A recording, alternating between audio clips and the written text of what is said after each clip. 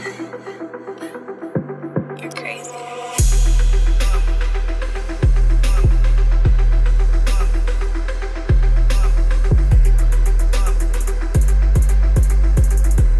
What's going on, everybody? Welcome back to another exciting episode of the Viall Files Going Deeper edition. I'm Nick, your host of this award-winning, fantastic, popular show, joined by the household of Allie, Genevieve, and Derek.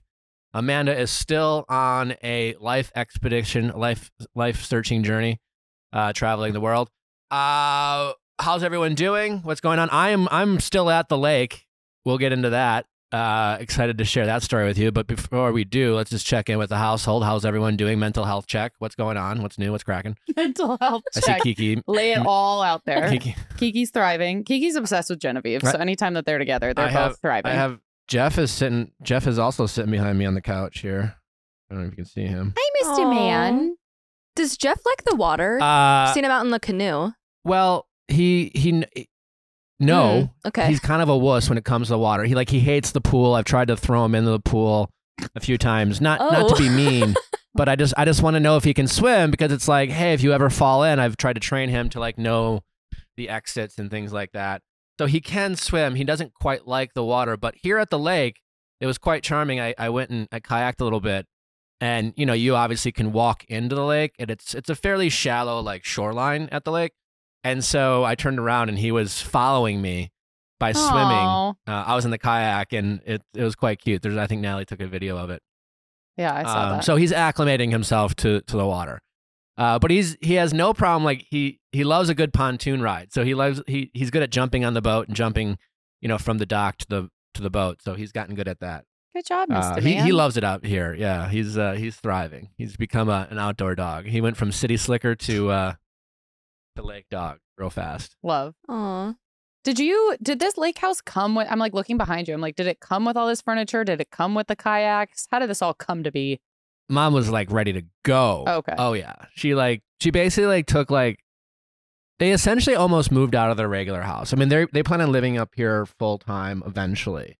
I think my brother is going to buy their house, which is also really cool, right? It's kind of keeping nice. everything in the family, so to speak. So I was really excited about that, because I think some of us are realizing that, as Bella is she's the youngest. She just graduated high school. So, depending on what she does, they're finally empty nesters, so to speak. And so they certainly don't need two houses. And the one they have now is probably, you could argue, not necessarily too big for them, but more than they need. That's for sure. So they've talked about selling it. And then Jacob, my brother, I think he's going to swoop in and save the day and buy that from them, which is really exciting. Yeah, I'm just kind of sentimental that I grew up in that house. I've lived in that house since I was 4. And so, yeah, now we're at the lake house. So for other people who saw the video, who want to know the details, here I'll give you the backstory. All right, so the lake house I'm at, for those of you who haven't heard the story, is it's a house that my grandfather built in 1965, and it's where my mom grew up. So my mom was 7 when she moved in. She essentially lived here her whole childhood. And then when I was obviously a kid, we would come up here, often on the weekends, certainly a lot in the summer. It was like my nirvana. It was just the most magical place. It's on this very beautiful, small private lake. It's the perfect size lake where it's calm. It's perfect for water skiing, which, Aaron from The Bachelorette, maybe he'll enjoy the water skier. But yeah, it's this beautiful, private lake, and it's great. And it's, and so when my grandpa died when I was 9 or 10 in 1990, they sold it. And I would remember being devastated and why would you guys sell it? How could you? I was just beside myself. But, it's in central Wisconsin. And it's in the middle of kind of nowhere. It's in a small town. It's basically outside of an already very small town. So it's just in the middle of nowhere. And it would just been very tough for my then grandmother.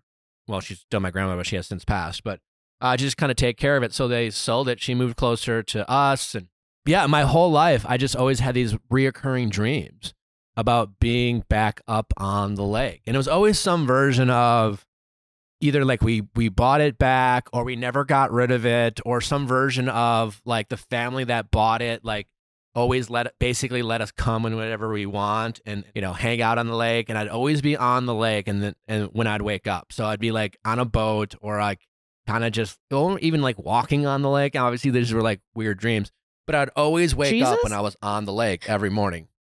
And what were you saying? Oh yeah, Jesus. Yeah. I said, no, Jesus? but like, I was just on the lake. I don't remember like if I was on a boat. I just remember being on the lake. Then I'd always wake up every morning, when I'd have these very recurring dreams. I don't know how many I've had, but I remember having them my whole life, even into adulthood. And so I got this tattoo. I have the tattoo of the lake house on when I got tattoos, obviously, I always wanted to get things that were meaningful to me, that told a story about my past or my future, or just something that was, about a family member or family in general. So I got the lake house and I got a tattoo of the lake house. And I was on the phone with my uncle, and I remember thinking, we just started reminiscing about the lake house. And then I asked him, like, do you know who owns it? Because I didn't even know who owned it or anything like that. And then my uncle I was talking to, he didn't really know. And he mentioned he thought it was owned by like a handful of brothers that kind of shared it, like as like a summer thing. And I was thinking to myself, oh, well, that's going to be impossible because you have to get everyone to agree. But the thought crossed my mind, like up until that point in my life, like I just bought my very first house in LA a couple years ago. And so the thought of being able to buy back this lake house in the middle of nowhere, Wisconsin, just wasn't a thought. But then when I was having that conversation with my uncle, I finally realized, wait, shit, I'm in a position financially that I could potentially do this if it became available. And then I kind of sat on that information and didn't do anything with it. And like a couple months later, this was like 2 years ago, I got a text from my uncle with a picture of the for sale sign of the cottage. And he's like, hey, we got to move on this fast. And then before I got out of a meeting that I was in, he had told me that was already an accepted offer on the house. And I was devastated. But it didn't stop me from reaching out to the agent, tell the story, and send him a picture of the tattoo and write him a letter.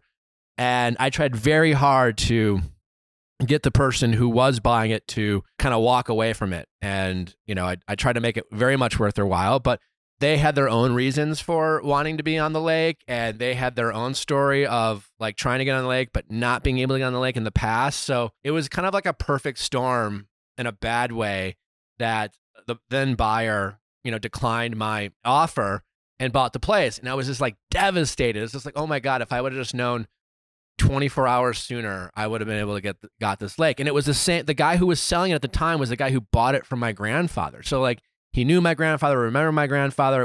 He's just the nicest guy. And I remember him being kind of devastated when he found out that I was open to buying it because, people on the lake, they care very much who they sell the house to. A lot of it is people like passing it down to family members and things like that. You always want to make sure the person who's taking over your house is going to love it as much as you do. And so they were pretty bummed about that. But there's nothing you kind of can do at that point once you have an accepted offer. For those of you who don't know, the buyer has more rights than the seller once you have an accepted offer. There's always like these contingencies of like ways you can get out of the offer. Like, for example, you have inspections and the appraisal and things like that. And if those things don't kind of meet certain criteria, the buyer can say, hey, wait, I thought I was getting this and it turns out I'm getting that. I want to back out. So I was hoping for that, but that never happened. And as a seller, there's nothing you really can do unless the buyer wants to back out if some of the contingencies, don't meet the standards.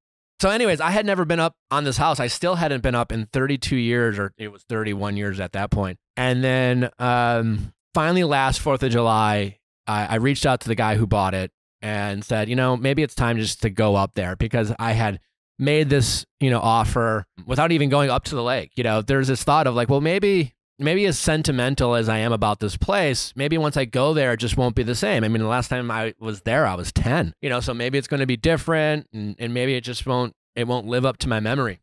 And it wasn't for sale at this point. So I reached out to the then owner, graciously had me and my mom and Natalie up last 4th of July weekend prior to. And what was crazy is that it was exactly how I remembered it. Like, so they took us out on the lake and it felt like a surreal moment of being in my dream. It was amazing just how familiar things all looked. And then we noticed things like I posted, like, when they built the house in 1965, as many, families do, like they had 6 kids. And so when they poured in the concrete, they all carved their names in the steps. And when we were kids, we would kind of play like hopscotch or, hopscotch, whatever you call it. Yeah. And we would kind of like jump down the steps and like see who could skip down the steps and repeat the names as fast as they could, things you do when you're kids.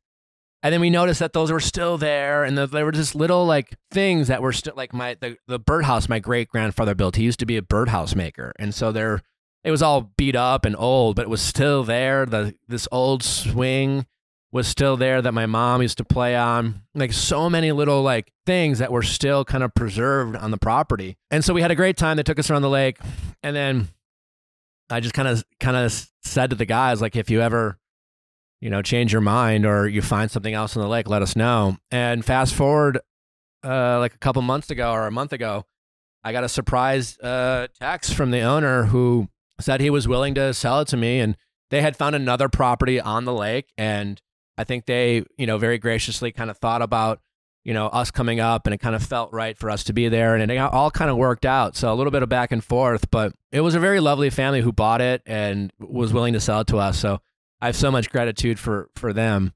But yeah, and I was able to finally buy it, which is so surreal. And then I had to leave town. I did a project, excited to share that project with you guys coming up. I can't talk about it yet, but I had to leave the country, and they closed on it when I was out of the country. So I wasn't able to be there when they closed. My parents were there, and I didn't get back until, I got back into the country, and then first time I got to come up here was I got here on the 4th of July, which, to kind of put a whole kind of bow on the story, the 4th of July is my grandparents who built this house, was their wedding anniversary. Oh, wow. So It was kind of crazy that the first time I was able to come up and be there after I finally owned the house was on the wedding anniversary of my grandparents who obviously built the house. So it was kind of cool that way. And what's so crazy though too is like, so after being up on the lake for a couple hours, immediately Nanny and I took the jet ski out, kind of went around the lake. It felt very ceremonious to like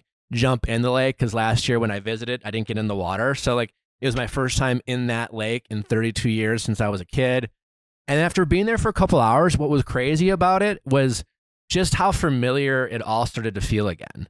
Like it didn't feel like I had to warm up. Like I was there for like 3 or 4 hours and then kind of sat around with my sister, and it was like, holy shit, it's like we never left. It was just amazing just how familiar obviously the yard was, the property, the house itself. Like the previous owner who bought it from my grandfather, like they did some minor remodeling, and you can notice a difference, but it's more similar than it is different, the house. And so it's just crazy just how, like, it really feels like we never left. It was so surreal and so bizarre. It's like amazing how much it still feels like it's a part of me. So anyways, it was just the coolest. I mean, it's like the most surreal thing about the whole experience is that I feel like I'm literally living a dream, because it's a dream I've had my entire life. And it's like, not to sound corny, but it's like, I keep wondering if I'm going to wake up from this dream, because in this moment, other than podcast, I never had a dream about podcasting with my team up here, but like literally every time I'm up here on the lake, there's always like this feeling of, this was the dream I had that I always woke up from, and now I'm not waking up. It's so bizarre, but it's so cool. And it's like, it didn't really hit me like that I was here, that I own it, that I have it, that my mom gets to live here, until I think yesterday when I made that video. And then I made it and I posted it, and I just started sobbing in front of Natalie, which was kind of it was a vulnerable moment. But yeah, sometimes when those like surreal moments happen in your life, it's weird because it doesn't like sink in, because it seems so surreal. It's finally starting to feel real, like that it's actually ours again, and it's back in the family. But it's like the coolest experience of my life. And for all the people who have followed this story, I've seen your comments and your messages, and thanks for the support, obviously. And just as always, I'm so grateful for everyone who supports this show. But truly, without you guys and without this show and without the support of y'all, I wouldn't have been able to do this for my mom and my family. So just a big shout out and a thank you to all the Viall Files listeners out there and all your support. I can't thank you enough. I appreciate it. And thank you for helping me live the greatest dream of my life. So that's the story. How did I do? How did I tell it? Was it good? It was good. Was it fine? That was Good amazing. work. That was ramble? a great story. Yeah. No, it was actually, That was a Hallmark movie. in your own words, you kept it tight. Yeah, it's been great. Natalie and I, and today is now. Well, Natalie and I don't really have a hard anniversary. Like every year, we're like, what day in July are we going to celebrate our anniversary? But today we were celebrating our 3-year anniversary. Oh, so congrats. happy anniversary to Nally and I. She's currently sitting on the boat to getting some sun. Well, happy anniversary. That's awesome. Well, yeah, it's like an unofficial. We were like, so we wanted to celebrate before we left. Is this when you guys like fully, like, I know we don't have a specific date. Is this anniversary when you defined things or when you met? Yeah. Okay. No, when we defined things. Got it. Yeah. So it's our 3-year anniversary of actually being boyfriend and Got it. That makes sense. It's the longest relationship of my life without breaking up. I was going to say, I was like, what about the first one? But that was on and off. Well, we never made it this long without breaking up several times. So anyway, we have an amazing episode for you. Scott Evans is with us. What a delightful person. One of the stars of the new Barbie movie. Before we get to Scott, Genevieve, Allie, anything going on? Any updates in the pop culture world? I have a couple just little Barbie things since, we're about to sit down with Scott. Something I thought was fun. So the Barbie premiere was in LA on Sunday and a lot of celebrities were there. Some Bachelor Nation people such as Andrew S. and Susie were there as well. It was really fun to see them. Yeah, it looked so good. But one person that caught my eye was that Gal Gadot was at the Barbie premiere. And I remembered that Margot Robbie actually had an interview with Vogue back in May and said that Gal Gadot was actually considered for the role of Barbie, but wasn't available, but then actually served as sort of a template for the character. And Margot Robbie actually said, quote, Gal Gadot is Barbie energy. So I just kind of thought it was funny. I was like, I guess it's not the same as, losing out on a role and then still having to go and like put on a brave face because clearly, they considered her. Didn't sound like scheduling worked out or maybe she wasn't interested in the role. But I just thought it was kind of fun to see her there for a project that she kind of helped design or work as a template for, or maybe even could have starred in. But yeah. I mean, obviously she didn't have to go to it. So clearly she has no animosity. And I think as movie fans, we love to hear of the roles people almost got. Yeah. Especially when those movies turn out to be iconic and the people who are casting those roles crush those roles. It's always kind of fascinating to, like Will Smith was originally supposed to be Neo in The Matrix. It was written, I think it was written for Will Smith, or he was certainly the first choice, and he passed on it to do Wild Wild West. That's always like a fun bit of information. Like imagine Will Smith as Neo instead of Keanu Reeves. It might have been just as amazing. I don't know. But like it's kind of, with Keanu crushing that role, it's just kind of a fun kind of story to think about. I think Margot Robbie is the perfect Barbie. I haven't seen the movie yet. But Gal Gadot, do you think they would have dyed Gal's hair blonde? I mean, yes. Barbie comes in a bunch of different hair. Probably a really good wig. Yeah, but the character would have been blonde. Like main Barbie has blonde hair. Yeah, right? yeah. I think they would have made her blonde. Margot is just so Barbie. Well, and I thought it was interesting. Yeah, I saw another interview of Margot where she actually signed on as a producer. It feels like this movie's kind of had a lot of different iterations, potentially. I know for a while, like Amy Schumer was maybe going to be a part of it or play Barbie. And so it's had like a lot of different kind of directions and paths. But at one point, Margot signed on as a producer. Her production company was attached. Yeah. And they were hoping that Greta Gerwig would direct. And then they finally got Greta. And Margot was trying really hard for Greta not to feel pressured to making her Barbie. And she was like, I'm here for the film. Like, if there's another person who's better, like, you don't have to do it. And Greta said, no, I really want you. And Margot was like, no, you don't have to say that. So it was kind of this like back and forth dance between the two of them. But the script was really written for Margot and Ryan. I heard that Ryan, when he read the script, it was the first script that he read once through and thought, yeah, I need to be in this. Mm-hmm. Absolutely. And then he went outside and he happened to find a Ken doll like smushed in the ground. Oh my gosh. He was like, I have to represent Ken. Like I am Ken. Yeah. I'm so excited for the movie. Wild stuff. Well, we'll get more into all the behind the scenes of the Barbie movie with Scott Evans. Before we do, just a couple housekeeping notes. Don't forget, Viall Files Plus, always available. We have some great content. We are starting Vanderpump recap, starting with season 1, hopefully next week. Look out for that. We have our update specials. We dropped a new one last Friday behind Viall Files Plus for all of those who love our Ask Nick updates, our Texting Office Hour updates, our Sweat in the Wedding updates. We have some great ones available to you behind Viall Files Plus. We drop 2 bonus ones every month. We have our pop culture roundup that we drop every Friday as well. and our episodes of Better Date Than Never that you don't get to listen to live.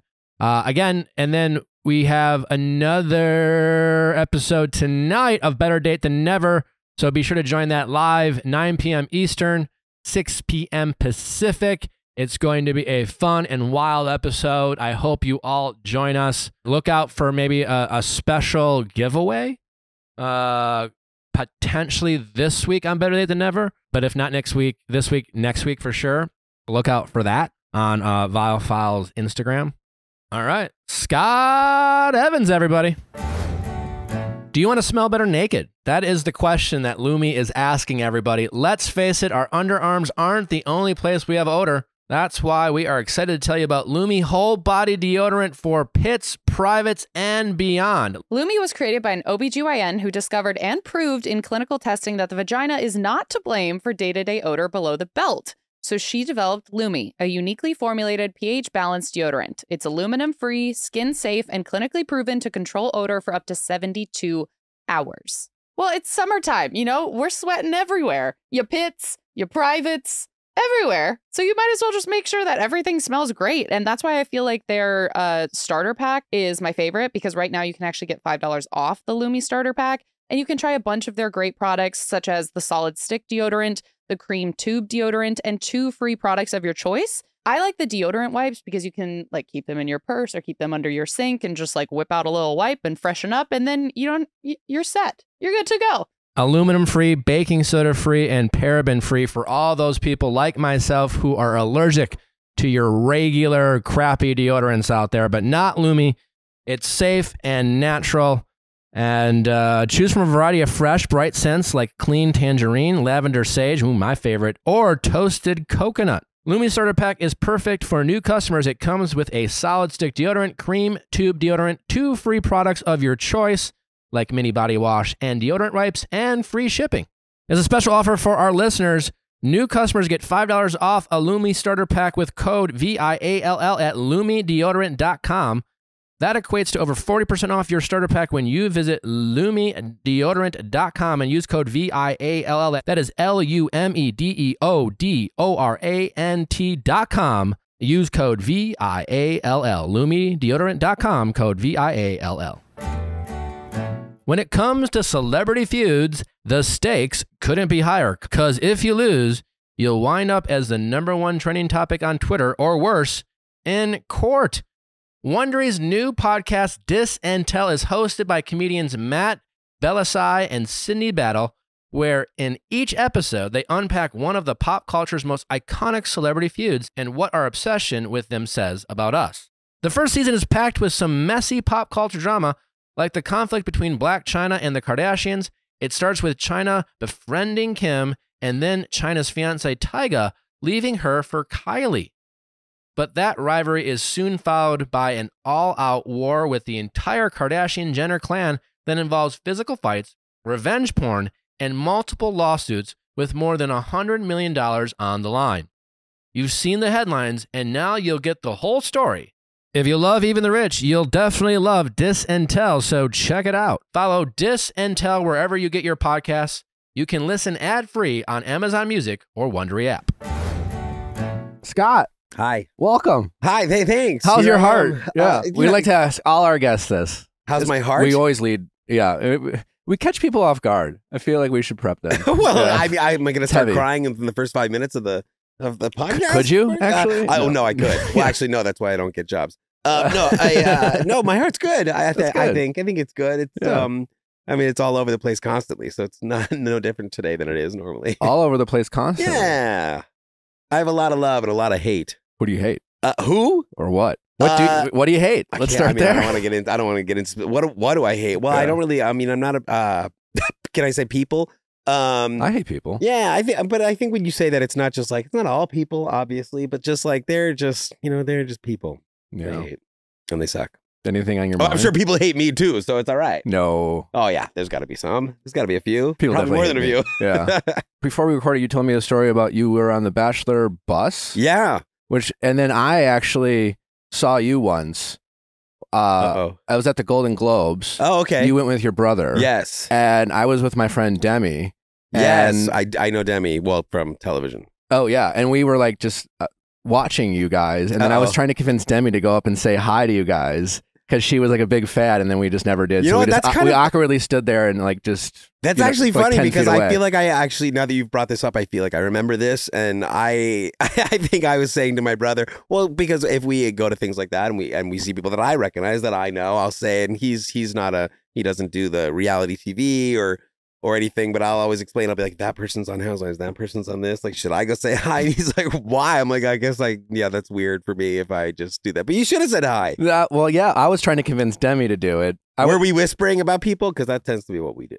Well, we were whispering about people, so we couldn't really tell the difference. But also because we kind of crashed it. Yeah. Oh, good. Yeah.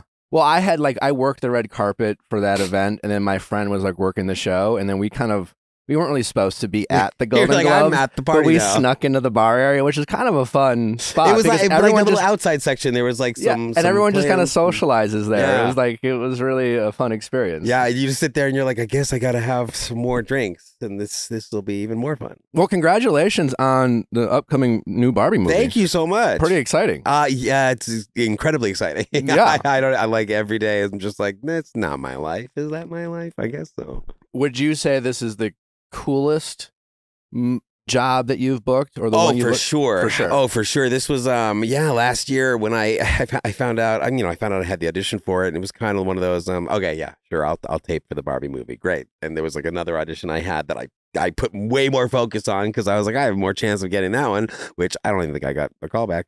But then when I got the movie, I'm like, this, they know who they're casting. Like they're sure me. And I went to London, and when I got there, I was just convinced for the first couple of weeks, up until actually till the end, that I was just going to be fired. I'm like, they're going to realize this is the mistake. They made a mistake. And here I am, and we're 3 weeks out from the premiere, and I'm like, yeah, they haven't fired you yet. I'm in it. No, I've seen it. I'm in it. You're like in the trailer. Movie. Yeah, exactly. You got it. You've seen it. Yeah. Yeah. What do you think? It's exciting. What can fans expect? Like, is it what? Because honestly, like, I mean, I don't know. Like, I'm not like a Barbie historian. I mean, I played Barbies with my sisters as a kid, so that was fun. But like, it seems like it's like made for all ages. I tell you, I like before this, I had no idea about like the extent that the Barbie company, the Barbie character, everything goes to and has, and the world that it exists in, and just even being in this, being around this, there's still stuff when we put out a trailer, there are these people out there that are, Barbie maniacs, Super fans. In a good way, yeah not maniacs in a good way. And they'll just like dissect the trailer and be pointing things out. And I'm like, oh, wow. Yeah, we did that. Oh, yeah, I'm aware of that. Really? I promise. So what's like the general premise? Like, what can people look forward to? The general premise that I'm allowed to say, that's the other thing, is for about a... It seems really secretive. And like secretive to a point where I was like, I'm not going to mess this up. My friends, like some of my closest friends, like, where are you going? I was like, I can't tell you. And I can't tell you why. It got to a point, like, and things would leak, and everybody in the movie, we'd be texting each other, and we're like, dude, was it me? Could I have said it? What did I say to like a friend or like an aunt? Like, who knows what happened? But it was never me, as far as I'm concerned. But yes, the plot of the movie, it is, Barbie and the Barbies and the Kens live in Barbie Land, and it's they don't want to say much, but it's sort of like a journey of self-discovery. Things start to go awry in Barbie Land, and she has to travel to the real world to sort of figure it out. And while that sounds very like, okay, cool, can't wait to see it, it's just the very basic plot line, I guess. Did you, when you were shooting it, were you given the full script, or were you given just your part to read? When I got the audition, it was just a scene, and it was kind of a vague scene. It didn't really say anything. And, now looking back on it, the fact that it said, Ken, and we're all Kens. So I was like, am I going to be a Ken? This is a Ken? And I'm like, everybody's a Ken. Great. But I'm a good Ken. No, but then were there bad Kens too? Well, I mean a good Ken in terms of screen time. Okay. Background Ken number 4. 100%. When I'm like, Scott's saying he's a Ken, you guys, and it's like, oh, they're all Kens. I'm like, no, but I promise. But then when I got the offer for the job, I hadn't gotten a script yet. And my manager was sort of like trying to ask them, being like, Scott wants a script, and they're like, well, we want him to accept it before reading it. And I was like, you guys, there's nothing I'm going to read when I read this script that's going to be like, no, I'm not doing that job. I just want to see it. Yeah, I'm saying yes. Yes, I'm saying yes. And they sent it to me, and I had to be in London like 3 days after I got the offer, and they were like, can you be there? Well, they said, can you be there Sunday? I was like, no, I just needed 2 more days to breathe and get my life in order, I guess, because it was 3 months. And then I got for 3 months. There. Yeah, it was great. I just packed up my whole life and disappeared for 3 months. It was nice. But yeah, I got the script and read it, and was just kind of, as I was reading it, you know, and I saw my name in it.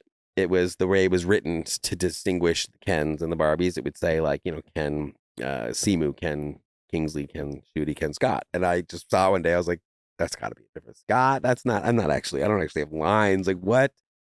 And so it got very real. And I think the whole plane ride to London, which is a long flight, to just sit there and think about what you're going to do, was very, you know, you asked me how my heart was that day. It was exploding. That's awesome. Yeah. What were some of the highlights while filming? I mean, for 3 months, obviously a lot of very talented and very cool people are in the movie. Like, were there a lot of conversations in terms of like, just, I mean, like Barbie is such an iconic character in the movie. Just like, I feel like it was kind of almost like a meta experience, kind of filming it and talking about how it affected people's childhoods and things like that. For sure. That was like a lot of like the beginning stuff that we did when we were there, was just sitting around a table. I got there and I didn't shoot my first thing for 2.5, 3 weeks, because we were just there and talking about Barbie and talking about what the characters mean, and just kind of learning about this world that Greta had created, which is, you know, just so it takes a little bit of getting used to and understanding, and just hearing about what, you know, she feels and thinks. You're just like, oh man, I wish I was that smart. Like, I just wish I was that creative and smart sometimes. But then even little things like meeting with the costume designer, I was like, okay, and costume fittings, I always get very stressed about. I'm like, what am I going to wear? And I went in there and there was like nothing to really try on except get measured, because they were creating the costumes. They were like for me, for each person. I was like, so does this mean like when it's over, am I going to get these? They don't fit anybody else. They're for me. Can I have them? But it was just like, it was. Did you get them? Well, not yet. It hasn't come out yet. They got to keep it just up until the last minute, and I'm not going to get those. I don't have any pull. I got nothing. I did get one thing though that nobody else got, but I think I'm not supposed to tell. Or I asked if I could take it, and they allowed me. It was the back to my chair, like my cast chair. Oh, that's cool. But like everybody else, I was like, I had talked to one of the ADs, and she was like, let me see. We're not supposed to. And I was like, please. And I had made, you know, I was always on time, and I was always ready to go when they needed me, and so I think I got a reward for it. Yeah, like best employee. 100%. They couldn't say no to me. I was always there on time. I was never taking my time. They were like, oh, we need everybody on set. And I would be there at the chairs waiting, and everybody would be strolling in. And I'm like, you guys heard that they wanted us, right? Get out here. Let's shoot something. Let's do something. Yeah, you were like the assistant. But yeah, every other day was like somebody walking in that I'm like, I'm in a movie with you. This is wild, and everybody's just so normal. What was one of those moments? Like, what was maybe the Will Ferrell's definitely one of those moments. Sure. Kay McKinnon was one of those moments. Issa Rae, and like now Issa's like a friend of mine, and I'll get like a text message that's like new text from Issa Rae, and I'm like, what? Hey, oh yeah, I'm friends with Issa. Play it cool. I'm friends with Issa Rae. Yeah, that's cool. We're cool. But yeah, it was literally, and there was I think there was moments at the chairs when you're, you know, waiting to go out and shoot, and towards the end, we have like a month left. People start talking about what they're doing next, and they're like, oh, what do people have lined up? And everyone's kind of talking, and I'm like, you mean this isn't your whole world right now? Like, this is not the only thing. Like, I was like, lined up. I'm not on your levels, but I'm just happy to be here. That's great. You hadn't met Will Ferrell before that? No, I don't think so. Not in a professional or working setting, and I don't even know about at like a party. And if I had, it wouldn't have been. I always hear that he's basically like in life, kind of that same kind of boisterous comedic character. He was very, you know, you get engaged in a conversation, he'll get there and you'll have fun. But he was so professional to a way that like you expect people that when they get to like a certain level, like the Margos, the Ryans, to kind of be like I'm not gonna like if unless it's me shooting, like you're gonna be when it's your coverage, you're gonna be acting with a tennis ball, like, and somebody's gonna read the lines. But they were there, like even like when Will Ferrell wouldn't need to be there, he's like, I want to be here for eyeline, and it'd be like, well, actually, you're making us laugh, so without even trying, so we don't want you there. But everybody was just so, there to do it, like there to be there for each other. It was amazing. And in terms of like meeting people in real life, I had met Margot before, and I found out that it kind of helped me get the part, I guess. I had met her at I think an Oscars party in like 2018, like with my brother, and we were dancing, and I like to dance, especially when I've had a few drinks. She liked your moves. And we danced our asses off together. And it turned out that for this audition, when they were asking, or when I had taped and Greta wanted to have a meeting with me, my managers were like, hey, we just want to make sure, like, they know you can dance because Margot remembered from like the party. And I was like, and there's dancing in the movie. So I'm like, my crazy partying antics finally got me a job. That's pretty great. I know. Worked out. What's your... Oh, go ahead. I think we were gonna ask the same question. What's Do you have a your signature go-to? dance move? Yeah. Do I have a signature dance or move? just like your like how do you fill the space on the dance floor? Very easily, apparently. I'll hurt people. I used to, back in college, I would know the DJ and I would request a song that I knew nobody wanted, and they would all leave the dance floor to be mine. So I would always have. Was it one in particular, or would you mix it up? No, it was one in particular, but I guess I think I'm in Love by Jessica Simpson. It was like it sampled Jack and Diane. Can we play Every time you're near, baby. Oh, baby. This brings me back. Yeah. So good. That's your go-to. I guess. And it still is. Yeah, I mean, I'm not saying it was. It still is. And that's like a type of song. It's not. It's like it's fast enough to dance, but slow enough that you kind of almost have to. Yeah, you're like, what perform. am I doing? Yeah, like and I'll put it on now, and my friends will be like, okay, but then by the end, they're like, you're right. This song is a bop, and it really, truly is. The bridge is incredible. What are you watching these days? I noticed that I've stalked your Instagram. Okay. Follow some Vanderpump people, follow some Bachelor people. I do. Is that because you watch these shows? I do. I am, yeah, I was going to say, my Instagram, I don't really post about it. No, but I did some sleuthing. I am a Bachelor watcher. I'll be watching on Monday, and I am I'm a Bravo watcher. I'm a Vanderpump Rules watcher for sure. Especially right now, man. What a spectacular time to be alive if you're not, involved in all the shit. Yeah, what do you think about it? I mean, it's horrible. I'm thrilled because I get to watch it, but I know Ariana through some friends. I'm Danny Pellegrino, who does everything. I'm friends with him, and so I've kind of been in the similar places with these people, and I know of them and stuff, and just kind of watching it all unfold. It feels kind of, I feel like it's all been leading to this. I put in so much work through seasons, like 4, 5, 6, like where things kind of just started being like, am I still watching this show?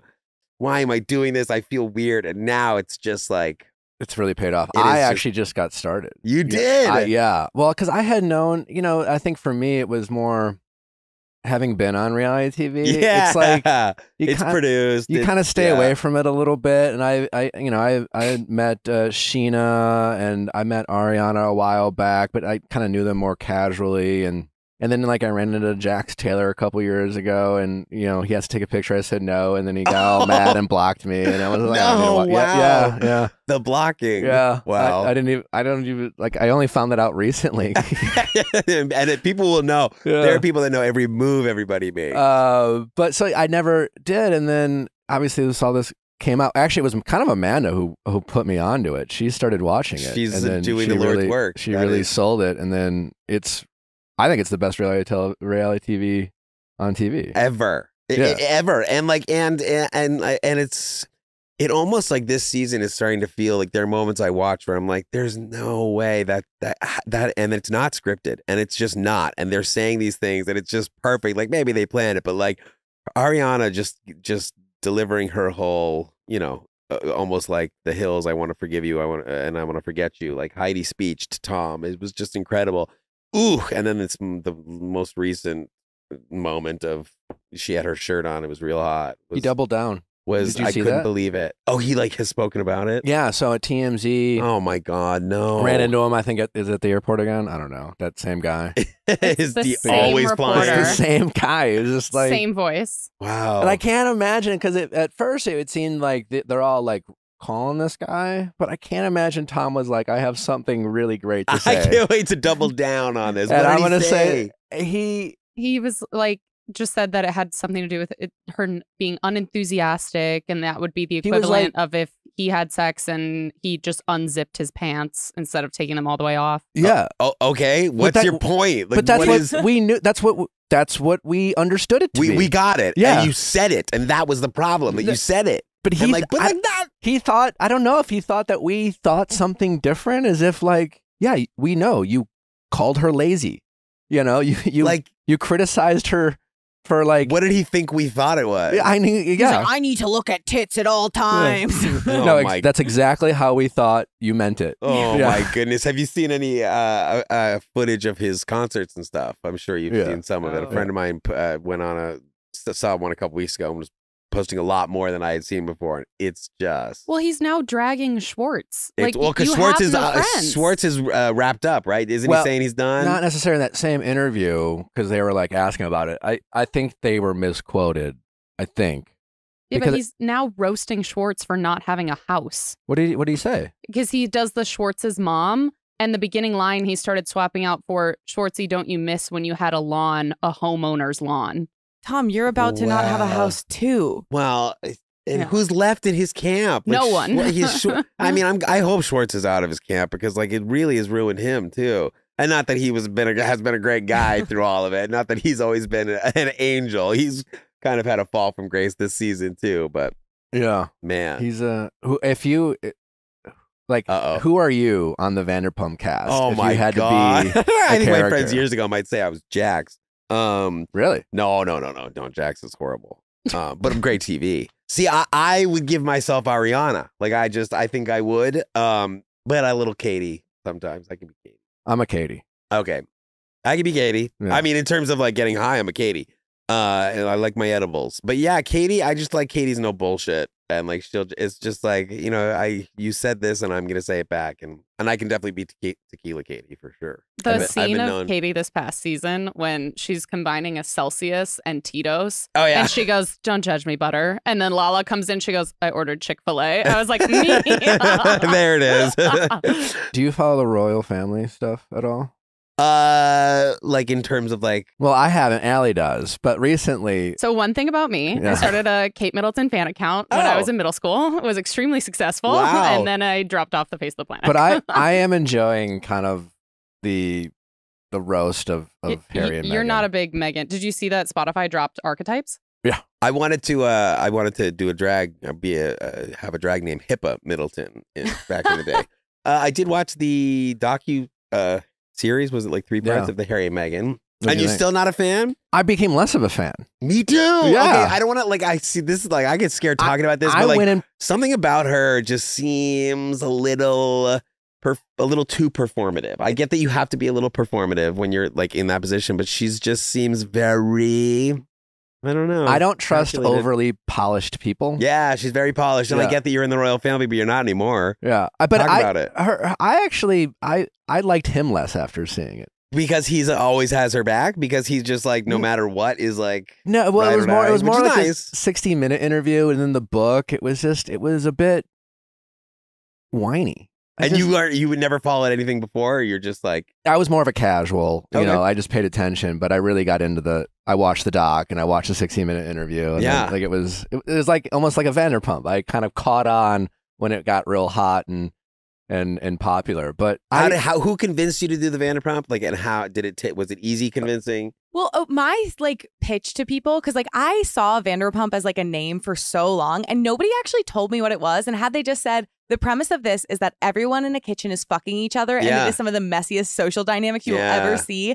And so put that in Hollywood and they're also aspiring like actors and models and you have a show. If someone had just told me that, I would have been in from the get-go. That's what it is. That's what it is. Well, it's like my boyfriend didn't watch any of this, and we started dating at the beginning of the pandemic. And at the Wow. beginning of the pandemic, when we couldn't do anything, so it was only just come over to my house or I'll come over to your house. And I was like, "You don't watch The Bachelor?" I was like, "Please watch. Like, please just watch with me because if we're gonna date, like, I'm gonna watch my shows, and it's either you do it with me or you do it without me." And so unfortunately, the first season I got him on was Matt James. And he was like, and it was sort of like, are they always like this? And I was like, is it this heavy? and it's like, do they all kiss with their eyes open? No, and it just was like, all right, cool. I was like, Queen Victoria. We normally get a lot more Queen Victorias, and so we've stuck with it. But now that we've got Bachelor in Paradise back, he's hooked. He's in. But I've been begging him to watch Vanderpump Rules, and he's like, I'll watch it with you like this week. And I'm like, no, from the beginning. I need you from the beginning. I just started watching season 1. Oh, so you were watching this stuff without knowing the true I knew gravity of enough. everything. I went back and I would like. Right. I was like in the middle of season 10. I went back and watched the reunion of season 2 because that's where. Yeah, because there's Kristen, just so many important things from back then that you realize what like Tom had said to Jax back then, like just like what they all. I mean, they've all done everything to each other. But and he'll try to like sit there watch one of these episodes, one of these finale episodes with me, and I'm just like, can you go? He's like, this is crazy. I'm like, I know, but if you've promised that you're gonna watch it from the beginning, so let's just start. I'll watch it with you. It's really good. It's riveting. Yeah, I really got into it. But part of it was my fiance and I, Natalie, went to Vegas on like some outing trip or whatever, Yeah. and Ariana and Katie were there. So we kind of started hanging out with them, and Natalie was telling me about it, and then just kind of getting to know them made me more interested. Yeah. And then shortly thereafter, Amanda started watching it, and then I was hooked. Yeah. Well, and it's like also seeing like their evolutions, just like what they used to wear and like do their hair like back in the day. Like now it's like. Yeah, like Sheena on the first season, like giggling into Very the different. microphone. Very different. Very different. Yeah. It's like Selling Sunset. Yeah. It's like their outfits from season 1 to now. It's like, yeesh. They were so normal. Yeesh. Yeah, now it's like now they're it's not, like, oh. like they don't look like outfits. I just They remember don't- even back in the day, like starting season 1 when I was in college of Selling Sunset. And I don't know, being from the Midwest and growing up with like a mom with a very more traditional job, I thought season 1, I was like, oh, these dresses are kind of short. And then now I'm like, they can't even sit. Well, now it's like, is she wearing pasties to a work event? Yeah. Like, and it's like, and they're nude too. It's like, Yeah, it's like there's 2 slits in the dress. And Yeah. they go up to her nipple. and the slits are only the dress. Like that's it, and then it's a string. It's crazy. They look like they're not allowed to move once they put the outfits Yeah. on. Well, they can't because they go to sit down and they're like, let me get all right, and then they talk, and it's like if they do, they'll be popping out. So are you big into Selling Sunset? Oh yeah, Selling Sunset. Do you miss Christine as much as we do? Of course, because it made good drama. I was like thinking, I'm like, she really she like played into that. But then I saw, when I got to the end of like the new episodes, it started playing season 1 again. And it was kind of on in the background. And I saw her, I was like, oh, she's always been like that. Oh, she said that always she been like this. basically signed up to play that role. Yeah. Like that was always her intended villain path. What did you make of Nicole and Chriselle drama? I don't know. I feel like they're getting more and more like into it, like wanting to like create the scenarios. Chriselle, I'm starting to like less. Is that bad? Are you guys all best friends with her? No, I mean, I've known Chriselle. I know Chriselle the most from the cast, but at least watching it, she has some Mean Girl vibes. Oh, this season? Oh, the new stuff. Yeah. Oh, I feel bad saying it, but I guess. But she kind of crossed The like, on drugs thing. Yeah, she. Oh yeah. She clearly, it's like she knows she's the most popular, And she knows she's like, not going to lose fans. Yeah, so she can say what she wants. and I hear that. she can kind of be a bully. Yeah. a little bit. Yeah. Yeah, I feel like. Well, and I think they need someone to be, because that's like the point of the show. Yeah. It's like it's no fun anymore. in person, lovely. Yeah, and G is so cool. I was gonna say, have you met Yeah. G? we had G on the show. They were yeah. so love, like Yeah. everything you could want and more. They like seem also so cool. Like G seems too cool for her. like rock star. I love her. I love energy. Chriselle. I love Chriselle. But like G is just like, G don't know. came in with sunglasses on Yeah. and like a flannel Leather halfway pants. over True their rock star shoulder. vibes, Just yeah. Like Oh, the wow. Doc so Martens cool. with like the straps. Like yeah, they I were. could never. Oh. Amanda and I were just like, But then they also have like kind of like the sunshine spark, which is I think like I was like, oh, I really see them and Chriselle together. Oh, that's like, good. I could see even how that they scene of would them both when be. G was like, are you having cheeky thoughts? Yeah, Like, yeah. "Ah!" They're married, right? Baby, Yeah. baby, Ah, baby, baby. play the Yeah, drum. they kind of just got married in Vegas one day. Wow. How do you feel about the institution of marriage? I don't know. I mean, well, I do know. I've gone back and forth for a while. Like I had my built-in excuse where it's like, no, well, why do I don't care Clear about exemption. I don't care about it because I can't get it either way. And then they're like, you're allowed to. I'm like, shit. I voted for it. I mean, yes, equal rights. But now I don't have my excuse. Now my parents got divorced young, so it's like, it makes you a little jaded. Gives you like the marriage. And ick. like I would like to, and I think my boyfriend wants to, and we talk about it. It's just not, unless I'm having children or I need tax breaks or health insurance. How could we make marriage more like? Appealing? I say as an engaged man planning a wedding right now, but like, yeah, more appealing. Because even Like specifically to like queer people or just in general? I think just in general, it's gotten less of. I don't know what the appeal is. They're really, yeah. Explain it to me, and then I'll help make it more appealing. Because I mean, like Natalie literally is the only. I mean, I guess that's the great answer. That it was meeting my fiance. It was just like, you know what? It doesn't seem so bad now that I've met you. But like objectively, the institution of marriage. Yeah. There's not a lot of upside. Well, to because it. you can, Natalie, like you could still be with him forever. Yeah. Why do you have to get married? If it is for the reason of like taxes and children and stuff like that. Like if I was having children, I would want to get married. I think I would want to have that. And I don't know why. It just feels like what I would want to do. I also got my trust issues. So it's like, Where do those come from? Life, Yeah. people, everyone, humans. Heartbreak. Have I experienced it? Yeah. Yes. And I think the times that I can like pinpoint, I think like a lot of the time, it's my fault. I'm at fault a lot of the time, I think, for things. One of my biggest heartbreaks that I think I caused I didn't cause myself, but I look back on it now, and a friend of mine, my friend Jessica, and I will think about it. And it's like the person wasn't even, like we weren't even like really dating. Like it wasn't even like a thing. And I like let it break my heart. Like I lived in LA before I live here now this time. And I left LA. I had to get out of town, and like we weren't even together. So it's like I can the be heartbreak where emotional. you had to like abandon. I life. had to leave. I couldn't see this person, and we had never dated. Like we weren't even together. I was just in love with him, and we were like, it was a thing. How did that happen? How old were you? No, too old. This should have been a little more. It should have been a little more mature. Like 20, 21. Oh, that's not that old. That's allowed. All right. Yeah, I've said some crazy things out loud over heartbreak. Yeah. And I was 23, 24. Yeah, I can be emotional. Yeah. And how did you deal with that? How did you get over that? I left town. Yeah, but at moved some home. point you must have like come back to earth and like, because now you're talking about like we weren't even dating. Yeah, You well- were able to like see the forest through the trees. What I think I find very lucky for me is that I've kept journals since I was like 16 years old. Really? Okay. So I will go back. I still have them now. And so when I think about that, I'm like, oh, I was so sad. And I'll go read my journal being like, oh my God, what a psycho. What a psycho. So I'm able to go back and have a look at what the actual, instead of like remembering it a certain way, go back and read the actual scenario and what was actually going on and be like, okay. So Yeah, I don't that bad for I don't me. journal, but I have found old breakup love letters I wrote back in college a while back, and it's vulnerable. Yeah. Yeah. Well, You're the like, best what a is- loser. The best is I don't know how what we all were thinking on Facebook in like 2007, 8, 9. I'll get these on this day statuses that it's just like, if it's not Avril Lavigne quotes, it's just like, is just waiting for something, anything at all. Like, just like the most dramatic. And of course it'll be like, well, that ended before it started. And I'm like, you were just putting this stuff on Facebook.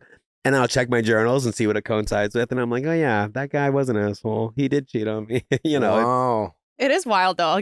I'll see flashbacks that my sister's posted with her boyfriend, who's now her husband, when they were in high school, and I'll send them screenshots and be like, "Y'all really just put it out there, didn't Everything. you? Everything." Oh my goodness. Well, everything. And even like I have 2 nephews and her niece, and like my sister will like post things about them, like about their lives and everything. And I'm like, this is crazy. Like just like their secrets and like pictures of them. And I thank God that there was not better I don't even know if you were able to record video on my flip phones in college, but I just thank God that iPhones were not around when I was in college. Yeah, I think you were at some point. I think there were cameras, but it was bad. It was bad. Yeah. I thank God it was. I had like a digital camera, but we never recorded. Oh, it would have been bad.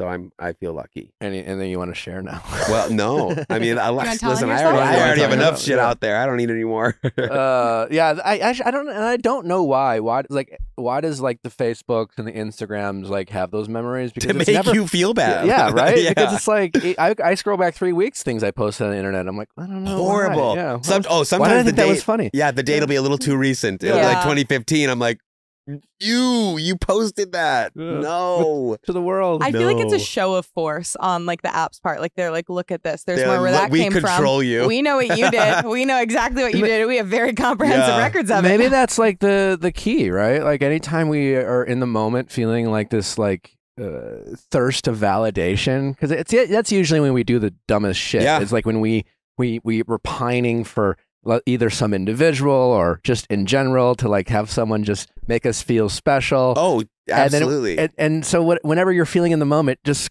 go online and look at your previous shit, and maybe it'll offer you some like pause. Yeah, or help. Yeah, exactly. Yeah. Some therapy. Well, that was like also back in the day what you were able to do is, and what I find that I did do is it's like kind of phishing. Like Facebook back in the day was like vague book. You'd just be like passive aggressive Facebook statuses. I always would do to like let the person know, like who they'll see it, or just be like, man, not that I did this. People did. I've heard being like, man, it's a rainy night. What a perfect night for like a movie and a cuddle buddy. Too bad no one's around. And then like waiting for people to comment on it and seeing who does, and then being like, oh, I like him. Want to come over? Not that I would ever do that. But some of them you go back and there's 0 likes, 0 comments, and you're like, poor engagement. And I didn't remove it, and Yeah. I didn't delete the status. It's still there for years, still nothing. Great. Did you ever do the truth is like this post for a truth is? No, Oof. no. That had a What is chokehold that? on my high school. What It was was Yeah. like it was like Oh, middle I school, feel high lucky. school. You would like post a status and be like this for a truth is, and then everybody who What's a truth is? commented What's a on truth it, is? you would comment on there. I'll be like, truth is, I don't know you so well, but I wish I did. Yeah, truth No. is, I love your hair. I mean, like, Truth is, those would be the nice We're ones. volleyball besties. Yeah. What were some of the like meaner ones? Wow. I don't think we did meet. I went to an all-girls school. It was too small for Yeah, that. I don't know that I personally. I was too much of a coward. Wasn't I there think. like a secret? There was an Secrets anonymous one, and app? that's, I think, when some people that was got like a little 2005, more. Oh, 2006. Formspring? Well, it was something literally called like secrets, where you could just post something and it would be like in your location or something. And I just remember living here in 2005, and it caused some drama because somebody posted a secret about a friend, and Oh no! we all found out. Drama. Internet. It's only getting worse. Oh yeah, it's horrible. Yeah, but like, did you say that? Like, when are kids going to start suing their parents for all the kid content that they got posted? Because that's definitely going to happen. It has Yeah. to happen. It's going It to has happen, and it's going to like they're going to break precedent, and then It's just like their business. Well, and there's nothing like, even like now, like looking back on like fun videos when I was a kid, there's only like a few, and they're like old school. Now it's just like every day of my life. You posted me eating my dinner, Mom, like every single video. throwing a fit. Yeah, everything. Look at how bratty my child is. No, don't. Now I'm trying to work as a lawyer. You know. What was a favorite childhood memory of yours?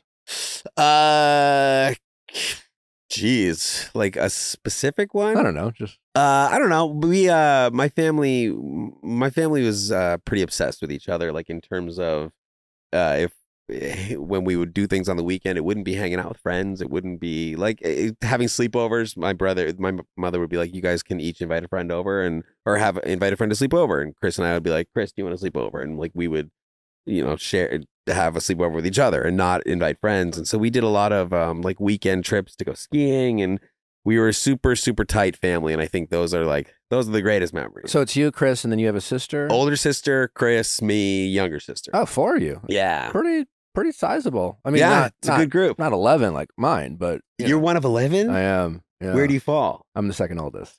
Okay. But four's large. Yeah, but it's not 11. No, but like no one's ever. God, like, how did you guys take trips? Like, did you No. guys do anything? Could you go to dinner? Yeah, what was the car? I need to reserve the whole car. restaurant? Like Yeah, how did you commute anywhere? a 15-passenger van? At what we like had the a series Duggars.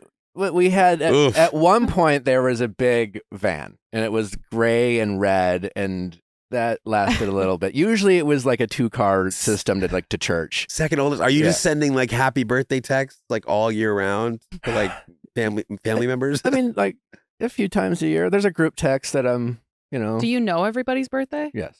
That's good. I just don't know their ages because that changes. That's hard. Yeah. yeah. Yeah, and it's Yeah. math. It's just like, how old are you these days? But like I know their birthdays. Yeah, and for the sure. general age. Yeah. Mhm. But we didn't take a lot of family trips because couldn't afford that. I traveled like through like athletics and sports when I Yeah. was in like middle school or in high school. And then I mean as a kid, my favorite place was my grandfather's lake house that they ended up selling when I was 9, but I just bought it back from my mom. Amazing. Yeah. Yeah. So that's kind of cool. That's awesome. Yeah, I closed. Well, when this episode comes out, I would have closed, but I closed this Friday on the That's house so and given it to exciting. my mom. So yeah. Wow. Yeah, Does she know? She knows now, yeah. So, but yeah, they sold it 30 years ago. That's so cool. And I just bought That's it awesome. back. My grandfather built it. So, I'm very jealous. Yeah, I love that story. yeah, I'm pretty excited. Yeah, I have to like leave town for a show, and then I'm coming back, and I'm gonna go up there and hang Do out. like for all the first time. siblings know and everybody? Yeah, everyone knows, but because it's like the 3 oldest kids, my oldest sister Jessica and my one after Maria. Like for us, it was like Nirvana, like heaven on earth. Yeah. But like, there's 11 of us. Some of the kids, they don't get. Never even got to. No, they had been sold like for 10 years by the time they were born. Oh, so wow. they're like, oh, cool, lake house. But for some of us, it's like really a big deal. Wow. How old's the youngest? 17, Yeah, you're like, I don't know, something around there. 7, 16, 13, something around 18. there. I'm 6 months closer in age to my dad than I am to my youngest sister. Wow. The youngest just graduated high school, and they did like the high school did a whole thing for my parents. Like they had. They're like, thank you for keeping us open They gave you a and punch in card. business. Well, no, it was like 30. I think for 30 some years they had one of us at the high school. Wow. And they just Bella just. Oh, finally- is your mother just gonna sleep? Bella like just when finally they graduated. graduated. Bella graduates high school, just gonna sleep. What about kids for you? Are you having kids? Definitely 11? No, definitely not 11. Yeah, but hopefully more than one. You Yeah. know, we'll see. That was exciting. Knock on wood. But yeah, are you? I go back and forth. My current boyfriend definitely wants kids. What's the pros and cons for you? It's just, first of all, I mean, this, I don't know. It sucks that I'm like, is this cliche? But the world sucks. Like I think about, I mean, I don't want to get too serious, but things that I see my older sister have to deal with like her kids, like coming home and talking about active shooter drills, stuff like that. It's like, I don't want to, I will be the worst helicopter parent. I won't let them go to school. I will homeschool. It's Yeah. too stressful. It's too much. And I also like napping. I also like There's that. But taking vacations when I want to. hear me out on the state of the world. Like, people used to build bomb shelters in their basement in the 60s. Sure. You know, But the we're not Great in the 60s. We got internet. We know No, what's going on. Yeah, but like the Great Depression, that sucked too. You know, there's Yeah, always, because they couldn't talk to, they didn't know what was going on. We are all connected. We know what's going on. We know how to fix it, and we don't. So I am it's just afraid. like, I'm just more afraid as a parent of the internet. Like, how can you parent your kid when even if you have like rules, like because my parents were pretty strict when Yeah. I was younger. You know, they like. You know, I used to get teased about like, what's that rated? And my friends would be like, it's rated, Nick can't watch it, you know, Oh, like shit like that. wow. You know, and then I'd sneak over to my friend's house and watch like Jean-Claude Van Damme and Steven Seagal Oh, yeah, the movies. best. Yeah. But even if you know, are a parent that has like some pretty strict rules about like phone access, like how do you, unless you, Well, and then are not you the let 'em out of- parent? Are you the parent that doesn't let them have a phone, and all Yeah. their friends do? And then they you're turn into these, like, then they internet don't have monsters. friends because Yeah. they can't get in touch with them. it's Yeah. tough. It yeah. is a lot. Well, that's just it. It's like my sister's going through that about like, well, they just got their first cell phone, but they can't do this, and almost, they're not going to listen to this, but like kids, you're still going to do things. You're still going to be on TikTok and like posting things that I'm like, don't post that. Like I'm warning you. I promise you guys are going to thank me later. It's just and I think about the fact that like even to this day I'm almost 40 years old, and if I call my mother a little too late at night or something, and she picks up like, what's going on? Are you okay? Like you're just worried for the rest of your life. I can't have that. Are you a worrier? I like my hair. Yes. I like my hair. I like, my heart working normally. Is there like one thing where like my boyfriend was like, oh my God, the first time I would explain space to a kid would like, or is there like one experience where like if you were to have children, like would particularly excite you, like getting to introduce a human to something? I think the the emotional side of me, the one that keeps the journals, is anything that happened in a journal about like my dad never loved me, even though he did. But anything like that, like the riding the bikes, and I love all that kind of dramatic stuff. But then I think about also it's like I love being an uncle. I get to do all that fun stuff with my niece and my nephews, and I get to have the fun. And I've taught my little sister to ride a bike, stuff like that. And then at the end of the day, I get to give them back, and I get to go watch Selling Sunset and go to bed and lay in bed and take an edible and just not worry about who didn't do their homework. Now you're making me worried, Scott. No, you're gonna be great. Listen, listen. And I'm also extremely controlling, and the idea. Steve's gonna listen to this. Like the thought of having to like, it's already when we're making decisions together. I'm already just like, man, I have to make all my decisions with someone. I know you don't have to, but like for my weekend plans, what are we doing? The we thing, and then with kids, I have to decide on everything. We're deciding on a paint color for a wall right now. This it's not just like I'll compromise. This is a human. I'm raising a child. I'm not going to compromise. If I want something done a certain way, like this is how I believe. You could tell me what you want, but like let's discuss it. But it's going to be a hard compromise. It's not like, okay, we'll go with the light blue. Have you talked about parenting styles with Steve? No, we haven't. But I bet we're gonna now. What's the room are you painting in the house? A wall. We just moved in together recently. Oh, congrats. How do you feel about? Is that your first live-in relationship? I've lived with one before, but it was a first, and I'm difficult, and I can admit that easily. You're self-aware, Scott. Very. I'm difficult, and it was sort of like it was my space that he was moving into, and he didn't have much. He had like just moved to LA, and it was too soon. And it was 10-year age difference, but he's a great guy, and it just didn't work out. But Steve has moved in to my place, but we made a deal to like we got new furniture, and like because he had a 1-bedroom apartment, but his official he moved in October, and then in April all of his stuff had to come out because he kept his old place for working from home, because I'm home and it's a 1-bedroom, and I'm like, I don't want you working here when I'm here watching Vanderpump Rules, obviously. But he got COVID super bad at the end of March when he had to be out of his apartment, his old place. And so I had to do it all on my own, like go through everything and pack everything. And I found out, just as much of a hoarder as I am. And so You're a hoarder? I have trouble throwing things out. I'm the opposite. So I'm always get fascinated when people. Well, I've gotten better. When we had to combine stuff and had to make space, I just got to a point where I was like, throw. I'm like getting a lot better. But what's your favorite thing to hang on to? Is it clothes? Kitchen stuff. Kitchen stuff. Like what? Like everything. I love everything in the kitchen. I love everything. When we go, any trip we take, I get bowls. I get silverware. Bowls. I love bowls. I get bowls. I get a lot of bowls. I also think there's like, for me at least, because I identify in a very similar way, I feel like there's a sentimentality to it. Yeah. Of like, you're just like, it's very easy to kind of like attach a meaning or like some kind of like gushy something to it. And then you're just like, oh, this thing connects me to this other feeling I don't or connect, person. I don't connect to like experience. furniture. Like if I'm getting rid of sheets, I'll throw my sheets out, like whatever. But I like that kind of stuff. But he likes everything. Like he kept everything. But there were certain things, jokes on you, that I did throw out without his approval. I told him I would approve of everything. But I love throwing things away. It feels great now. It does. But then it's like, I got to a point, but then even trying to get rid of stuff, I was texting all my friends. I was like, does anybody need this? Like, it was like, I'll show you pictures. I had like full yard sales in my living room for like friends that I knew that I just moved there. And everybody's just like, no, I don't need a set of like 3 wine glasses that say like like a Mexican restaurant's name from when you went to it in 2005, and I'm like, are you sure?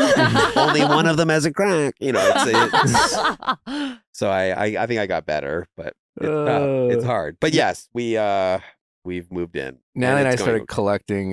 We would buy one of those Starbucks mugs from every city. Oh, we who are you? wow. Are you my boyfriend? Because he loves those. He loves them. He had about 25 thermoses in a cabinet. And I sent him a picture. I was like, "Do you need all these thermoses?" And he's just like, "Well, let me look at them." I was like, well, no. There's like 6 of the same one, so I'll let you look at one of those. Since he's going to be listening, what's the thing that most excites you about moving in with Steve? I think not having to talk about, like, you know, logistically, just kind of being like we're in the same place as opposed to him having to drive back and forth to his place.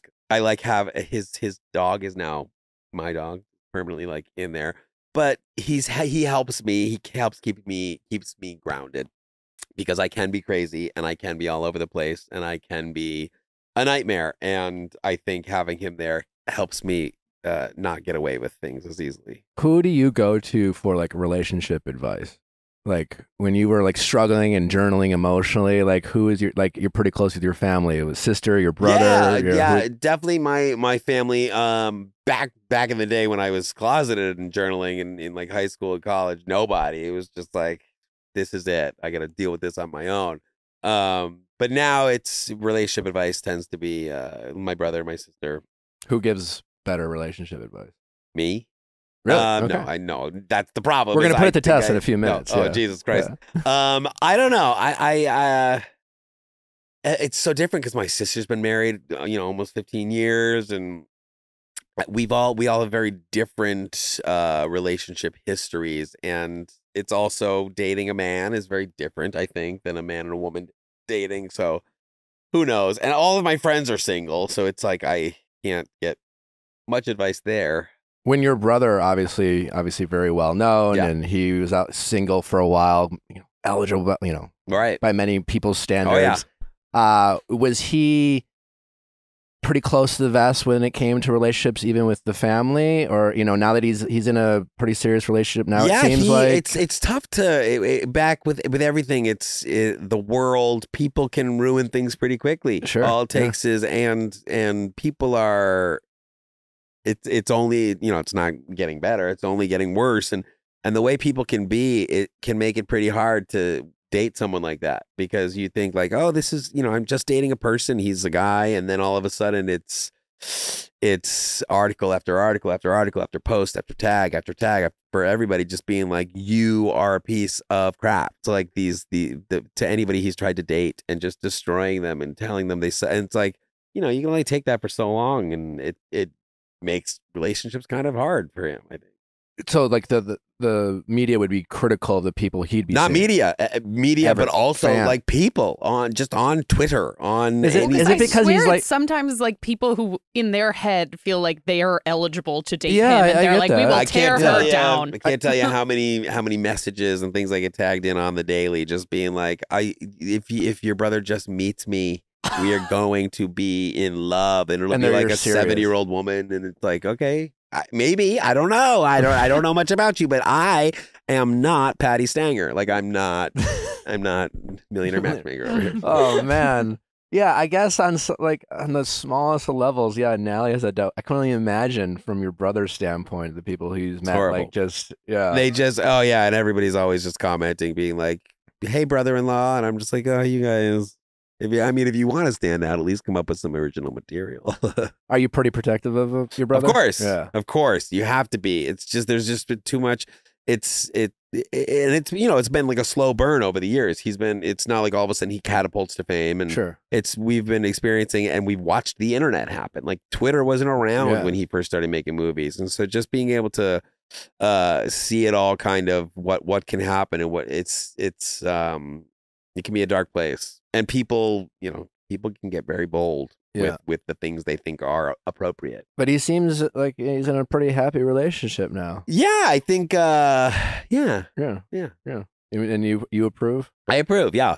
I mean, I always, he'll only, my family and my friends will only know if I approve, I won't say anything. Like, obviously, I'm not going to be like, yeah, here's my stamp of approval. But like, if I don't approve, they'll know. You'll speak now. You will not Oh, forever I hold your will peace. not. Yeah. I will not wait. You're No. like, I will not be your best man. Well, and I performed my older sister and my younger sister's wedding ceremonies. So if I Aw. had something to say then, I'd be able to say it very easily. You get to the part where it's like, if anyone objects, you're like, it's actually me. It's like, it's me.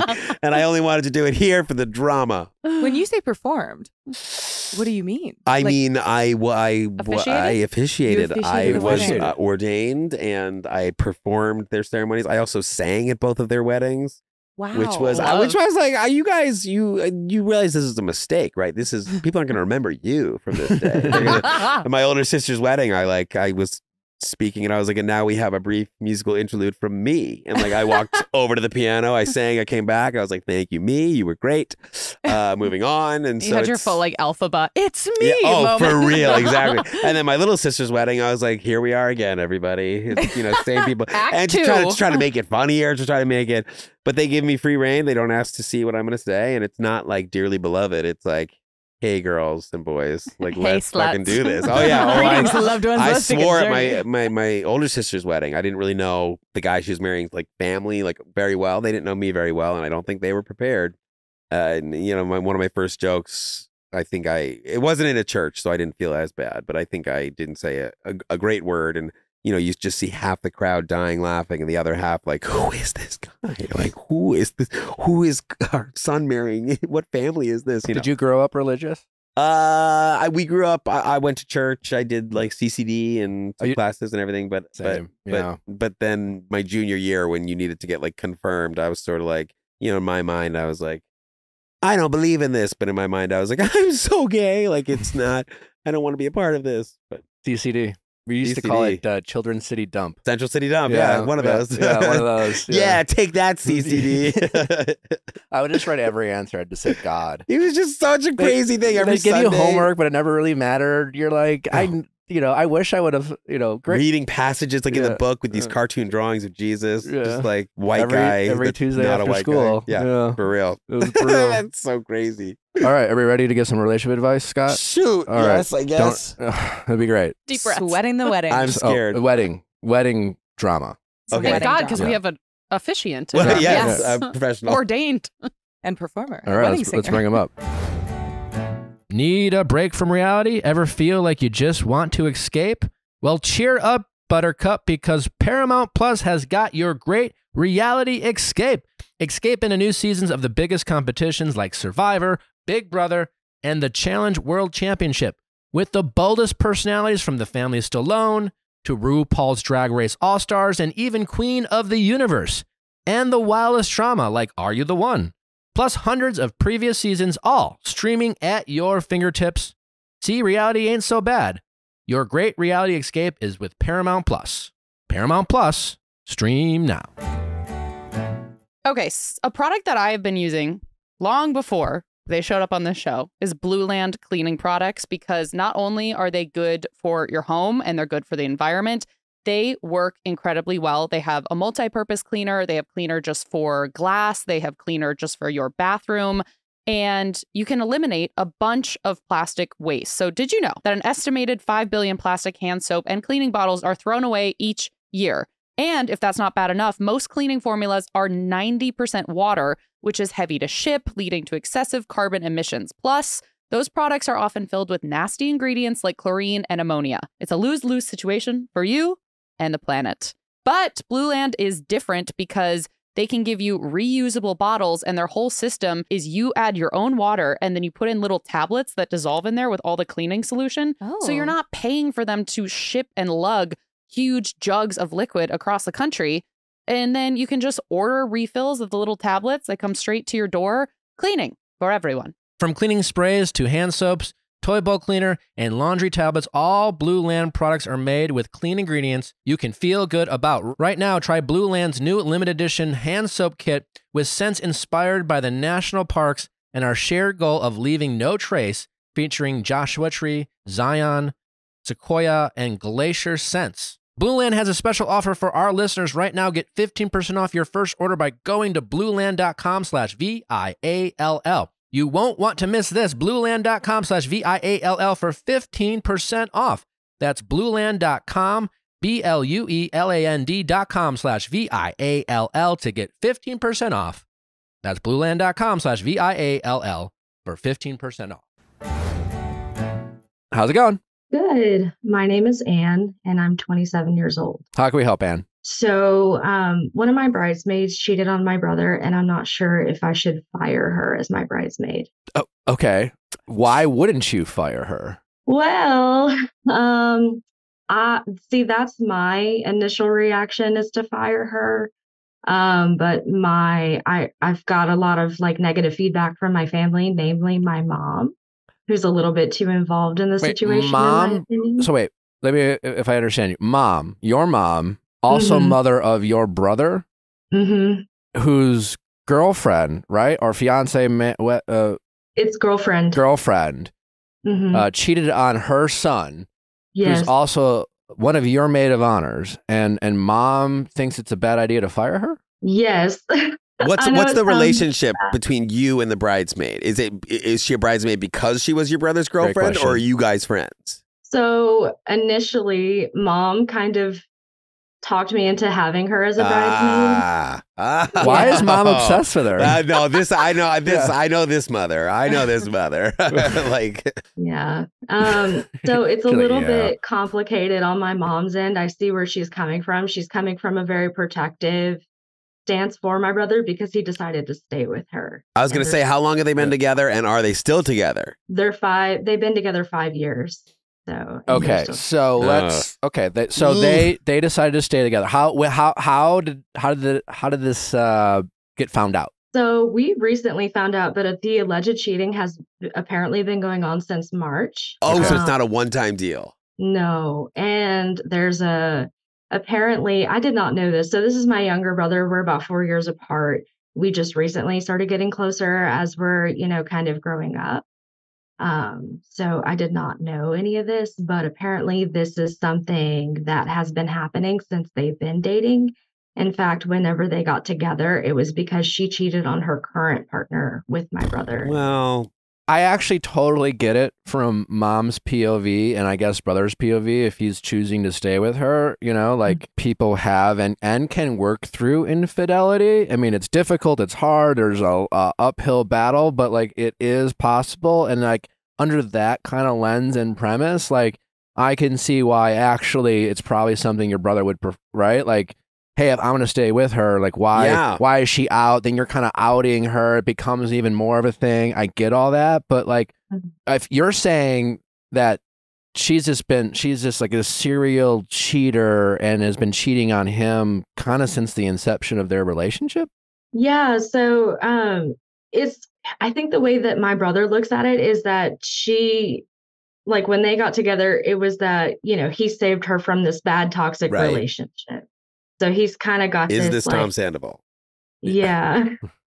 He's got this hero complex with her, like I'm gonna save her and like wanting to change her. So he kind of justified being the other man by telling himself that she was in a shitty relationship.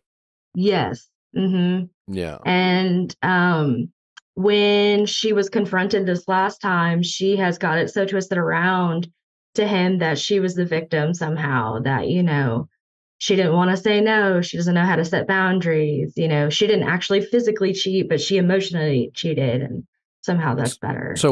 But did it's not necessarily better, but is a difference. I mean, like, yeah, there's a difference. I mean, as much as like emotional cheating might hurt, like, I think it's just like, that's better than you fucking someone. I feel like. And are we sure like this time she got caught? Like, are there how did she get caught? Are there other times? So there have been several times. This is not the first time that she's been quote unquote caught, especially not by members of our family. So this time how she got caught is my brother, who's dating her, is actually a twin. And his twin, his girlfriend and her were very close and very close friends. You know how that works. Right. And so she found out from a mutual friend that they had went to high school with, because the guy that she was talking to, who was her ex, is fucking this other girl. Wow. So out of jealousy, told him or told her about it. And then she came to me and was concerned and was like, I found out this stuff. I don't know if it's true. Based on past things that have happened, she's like, I'm inclined to believe that it is true. What should I do? And I told her to confront the other bridesmaid about it and to talk to her, and, you know, that my brother has the right to know. I would want to know if it were me. So what were the actual specific accusations in this current cheating scandal? Since March, apparently he reached out to her, DM'd her on Instagram or something like that. And she answered, you know, not so bad. And then that escalated to texting while my brother is away at work. They live together. Apparently she texted him and told him, don't text me during these hours. Don't text me on the weekends. Don't call me during these times because he's home. And then they started hanging out in person, apparently like watching TV together, cuddling on the couch together. She swears that it didn't escalate physically further than that. Do you believe her? But I don't believe. Yeah, you don't believe her. But even still, it's like that's still pretty bad. Even without it, starting with the whole "don't text me during certain hours," it doesn't become innocent anymore. That means you know what you're doing. Why is your brother choosing to stay with her? And I don't mean that like it's like if he's gonna stay with her, what are they doing as a couple to, you know, and it might be true. Like it's not necessarily making herself to be a victim. Like she might literally be bad at setting boundaries. Who knows what's going on with her, or what trauma, or, you know, again, not an excuse, but what is her reason for having this type of behavior? There is a reason, not an excuse, but like there's some, you know, there's some shit that she clearly hasn't dealt with that makes her do shit like that. And it's not going to change unless she does something to change it. And promises of it'll never happen again don't usually work. So what is she doing? So there's definitely things that have happened, and she definitely, from what I've gotten to know her, because we have, you know, spent a lot of time together, she is terrible at setting boundaries and saying no. So that part I know is true. Yeah. And I do know about like some family things that have happened between her and her parents and things that, you know, makes sense with that. So, but see, I don't feel like, I think that makes sense as to why it's happening. I don't feel like it justifies. No, it definitely doesn't justify. But is your brother, are they getting into therapy? Is she in therapy? Are they in therapy? Like what? She is she's in and out of therapy a lot. She's not in therapy right now. My brother is very against therapy, which breaks my heart because I'm a therapist in training. Oh. So there's that. Okay. But why is he so against it? I think he has so much pride. He won't even talk to me about it, honestly. But from what I gather from other people that he's talked to about it, he's just so against like talking about his emotions, which already. So is he just staying with her out of embarrassment, basically? Like he would rather stay with her and hope that no one finds out and pretend it didn't happen rather than like face the music? Because like, why is he staying with her? I definitely think that is a huge part of it. And that's something that I've talked to about with my fiance. I also think that a big part of it is that this is his first relationship and he genuinely thinks that he's in love with her. How old is he? He is 23 years old. Okay. And they've been together 5 years. So they got together. Yeah, right out of high school. Oh, yeah. That first one's a tough one to get over. Yeah. But so have you really sat down with him or her and had a conversation about this topic? I have had a conversation with her before in the past because, like I said, this has happened before. And the situation was a bit worse. Like she stayed the night at a different guy's house and everything, and like, you know, was really emotionally cheating on him. Again, denying physical cheating, but staying the night at some guy's house is, you know. There's no way that's not something gonna fly. slipped, that's not gonna fly with me. Slipped out or in those situations. There's just no way. There's just no way. For real. Is there any part of him that's staying together with her for the wedding, like for you, to make sure that there's no drama, because there's trouble? Because I know that bridesmaids and dresses and all the plans and everything can be numbers. I mean, intense thing. Yeah, it's numbers. You already have trust me. I've watched 2 weddings get planned by Pretty crazy people. Ugh, this is gonna sound so bad. I love my brother, but he's not thinking about me. Okay, Yeah, that makes sense. That's not hard to believe. I mean, that's which is he's understandable. 23. This is probably rocking. But his is your world. mom? Yeah. Oh yeah, she's not thinking about me. She's thinking about The planning. keeping the status quo and Yeah. the peace. What does your gut tell you? What do you think is the right thing to do? You know, everything aside, you know, you seem like a selfless person. You honestly don't even seem like you're all that concerned about, like, you're not even calling in being like, I don't want to fuck up my wedding. You're calling in obviously because you're more concerned about your brother. You kind of want to fuck up the wedding a little bit, which I kind of enjoy, you know, a little chaos. But what do you think is the right thing to do? Like, you actually have a little bit of power here as the bride. Like, it's like you're in a. So I'm curious, what are your options as you see them? Yeah, so this is where my dilemma comes in, right? Because like I can wear that therapist hat and I can recognize that, you know, I empower my clients to follow their gut.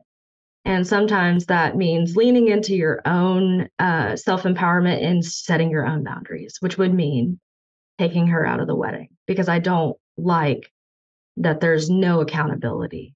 You know? Yeah. But then I wonder how much of that is actually my own emotions getting in the way because he's not holding her accountable.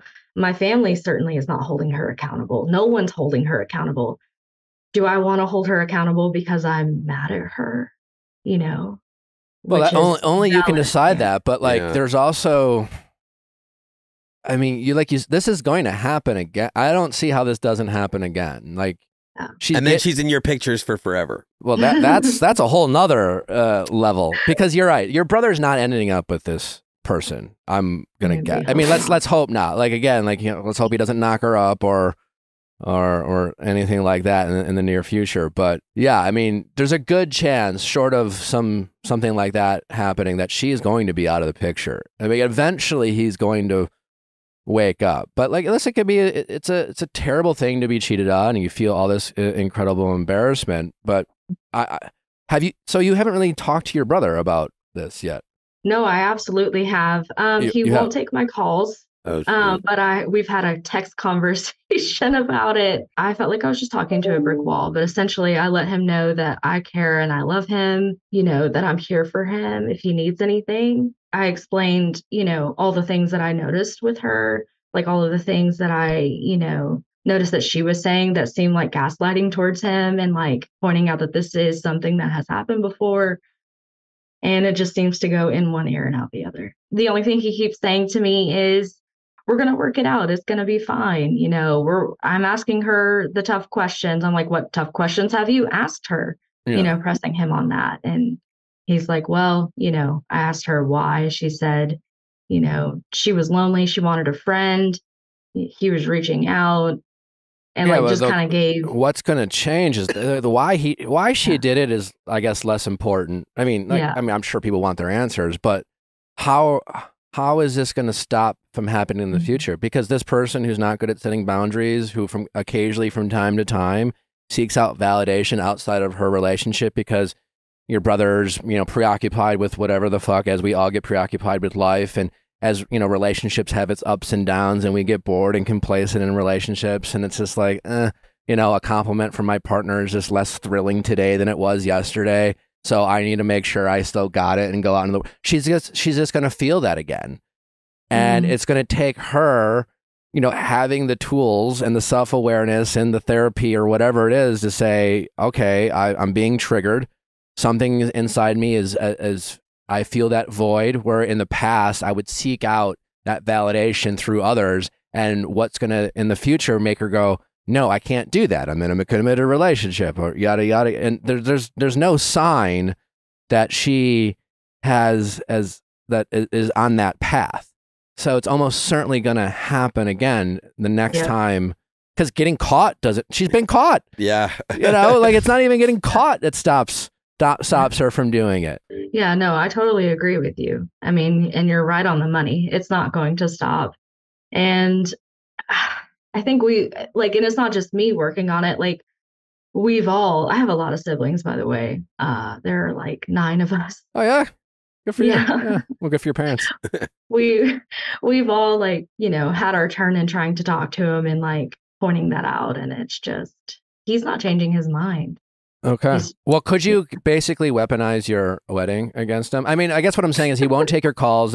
You could be like, listen, I'm thinking about taking so-and-so out of the wedding. But before you do, like, I'd like to talk to you both and figure it out. Because it is your wedding. You ultimately get to decide. I think you need to decide for yourself. I wouldn't listen to mom or your brother. And I think you have the ability to say, well, if you guys want to be in the wedding, I need reassurances that you guys are doing the right thing.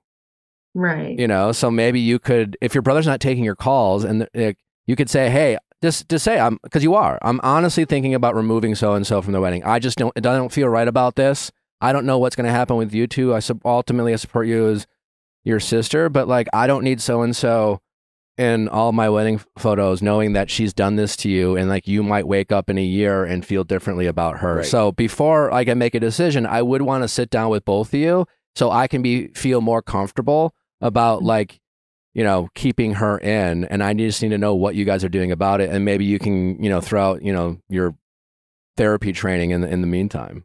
I actually like that advice, and that's something that I definitely have considered doing, especially when we get closer to the wedding. I think the feedback that I've received from my dad, who's, not as involved as my mom, is like, sit on it, think on it, because maybe they'll break up, before I have to do that. When's the wedding? In May of 2024. You got some time. Yeah, she's got too much time. In fact, she's got enough time to do it again. They're going to want to avoid the embarrassment. Both of them do not want to have it be a discussion at the wedding as to why she got removed. So, and especially your brother, and it will work on your brother, I think, by saying, hey, I'm honestly thinking about removing her. I'm sorry if that upsets you, but I just it's my wedding, but like I need to sit down and talk with you and understand like what's going on. And if I'm sorry it's upsetting, you have nothing to be ashamed of, yada yada. But I'm requiring this. My guess is he might be a little bit more open to that, because the thought of you removing her and everyone finding out why will be something he very much wants to avoid. I agree with you. I think a lot of it is pride on his end. Yeah. And then ultimately, if they're not doing what you think is the healthiest approach, I think you maybe be the bad guy here and take her out. Yeah, it's your wedding. Yeah. It's your wedding. Ultimately, if you do what he said and you have that conversation and stuff is still going awry, like it's your choice. Also, with 9 brothers and sisters, I think you have enough bridesmaids. I'm sure you do, right? Yeah. I do have plenty. The thing that was holding me back from making the decision was, and I did not bring it up, but when everybody found out, like my parents found out, somebody had brought up the wedding. And, the fact that she's a bridesmaid got brought up. And my mom basically told me point blank, period, if you kick her out, Kevin's not going to go. And if he doesn't go, then I'm not going to go. And I was like, your mom, that's an idle threat, I think. Yeah, I think it was in the heat of the moment. I would say, Mom, I understand you love, but this is my wedding, and B, like I'm not having someone in my wedding who's going to do this to my brother. And if it's up to me to like get him to wake up, because like, why are we all pretending that this is okay? This is only going to hurt him in the future. It's only going to create more scars and more trauma for him. And he's going to require more therapy that he's unwilling to get to. So, and if she does end up staying in the wedding, make sure she stands on the very end of the pictures. Yeah. So you the very end. Edit her out easily. We could crop her out. Oh, yeah, absolutely. There's 0 chance your mom's not going to the wedding. Yeah, for sure. 0 chance. I agree. I think she said that in the heat of the moment. Yeah.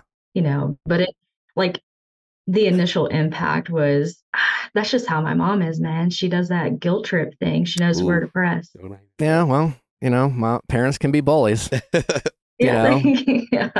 And sometimes you just have to stand up to bullies. And, standing up to your parents is tough, but it works. Yeah. When they finally realize they lose, when they don't have as much control, they throw a little temper tantrum, they say some shit, and eventually they come around, because ultimately they need you more than you need them at this point in your life. So just remember that. I think take care of your brother. protect your wedding, but take care of your brother. It's like he's lucky to have you, and you're the only one right now who really sees the risks he's in putting himself in, and you see the big picture, and good for you for not giving a shit about the status quo or the image or whatever. Like, no one's going to care about that at the wedding day, but people are going to care years from now when you're like, who is that fucking person in this picture? And when I was at their wedding, and remember that girl who like cheated on you 10 years ago? Yeah, stuff doesn't really bother me that much. Seeing her in the pictures, it's fine. I really don't care about that. I really am worried about him. There you go. And I'm wondering if that's just making me too biased. You should be worried about him. You're the only one who's worried about him. Everyone else is worried about how things look. Yeah. Use everyone's fear of appearances as a way to get access and have the conversations that need to be had. Yeah. I think that's a good idea. Okay. Well, keep us posted. I'm definitely interested on what you decide to do. And but don't let anyone else convince you that you should pretend this isn't a big deal or that you should look the other way. I think you tell people to follow your gut. Follow your gut. Your gut is telling you this is off and this isn't okay, and we shouldn't just pretend that everything's fine. And if they are going to work on it, great, fine. But what are they actually doing to make change in this relationship? And right now, they're not doing anything. Yeah, thank you. Thank you for validating that, because I think it's been really hard to get that from family. So yeah, I'm sorry you're going through this alone, but you can be the hero. I will try. All right, well, keep us posted. I definitely want to know what you end up doing. Absolutely, I will. All right, take care. All right. Bye. Scott. Yes. It's been fun. It's been great. Thanks for coming, man. This is so much fun. If you are ever down, I know you watch The Bachelor. We'd love to have you back and recap. Or maybe when Vanderpump's on next season, we'll get into it. It's nice to find a fellow reality TV junkie like us. Yeah. It's there's a lot of us, but not a lot of sort of sane ones. We didn't even get into your dodgeball. No, we got a lot to talk about. Yeah, I know. We got Bachelor started on Monday. Maybe I think Dodgeball 2 might be coming out, and you are good at dodgeball, so maybe that's your next. Is true. Yeah, my signature move is a split dodge. I saw that. Yeah. Yeah, I was really impressed. We'll see what happens. Scott, can you let everyone know where they can find you, follow you? Instagram at Scott Evans Graham, and my Twitter, I don't remember. I think it's the Scott Evans. I think. Okay. No TikTok for you? I have one, but I don't do it. Okay. Yeah. I get too. It's too much for me. I got too much reality TV to watch. There you go. It was an absolute pleasure to have you come on, man. And congratulations on Barbie. Everyone go check it out. It drops next week, Friday. We'll be watching. Go check it out. Scott crushes in it. He's all over the movie. He's got lines. He's super excited. He speaks. He speaks. Thanks for listening, guys. Don't forget to send in those questions at AskNick@theViallFiles.com for all things Ask Nick. And we'll be back tonight for another episode of Better Late Than Never, live tonight, 9 p.m. Eastern. Check it out. We will see you then. Otherwise, on Monday. Bye.